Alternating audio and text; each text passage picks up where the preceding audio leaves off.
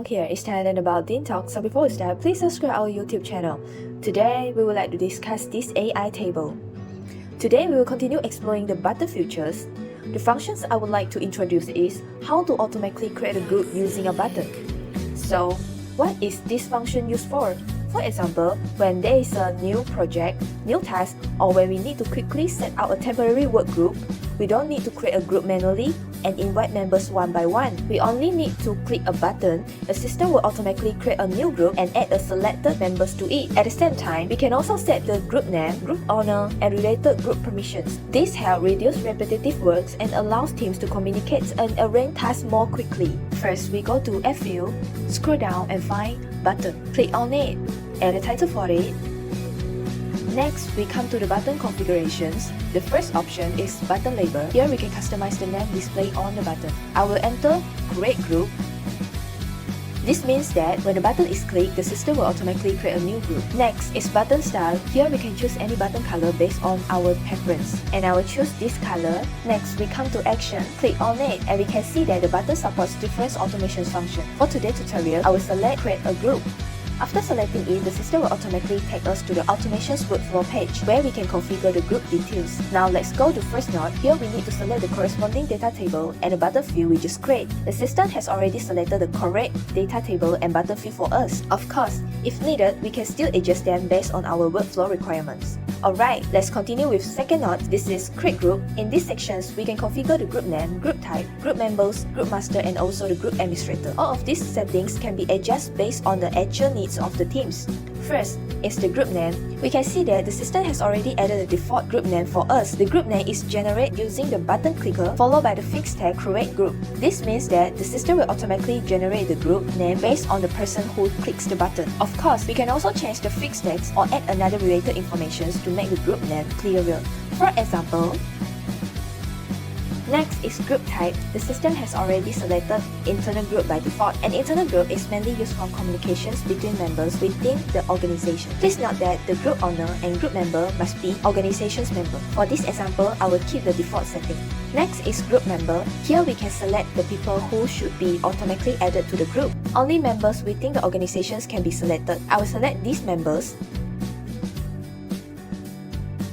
Once the group is created, they will automatically be added to the group, so we don't need to invite them one by one. Next is group master. The group master is the main person responsible for managing the group. We can see that the system has automatically selected the button clicker as the group master. This means that whoever clicks the button will automatically become the group master. If needed, we can also add or select another organization's member. For this example, I will keep the default setting. Next is group administrator. Beside the group master, we can also assign other organization's member as group administrator. Group administrator can help manage the group. It can make member management and group maintenance more convenient. For this example, I will select.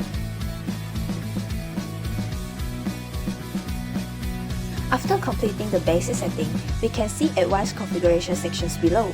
Click to expand it. Here we can find more settings related to group permissions. This setting can be adjusted based on how the group will be used. The first option is new member history message are visible. When this feature is enabled, member who joins the group later can also view the previous chat message. This allows new members to understand yearly discussions more quickly. Next is managed by group owner and administrator. When this feature is enabled, only group owner and group administrator can manage the group. This helps prevent other members from changing the group setting. Next is group can be searched. When this feature is enabled, other users can find this group through search. You can choose whether to enable it based on how the group will be used. Next is all member ban. When this feature is enabled, regular group members will not be able to send message in the group. This feature is more suitable for announcement group or group that mainly used for share official update. Finally, we have only group owners and group administrator can add everyone. When this feature is enabled, only the group owner and group administrator can use add everyone. This helps reduce unnecessary group notifications and avoid frequently disturbing other members. All of these advanced settings can be adjusted based on the purpose of the group. For these demonstrations, I will keep or enable the relevant settings based on the requirements. Once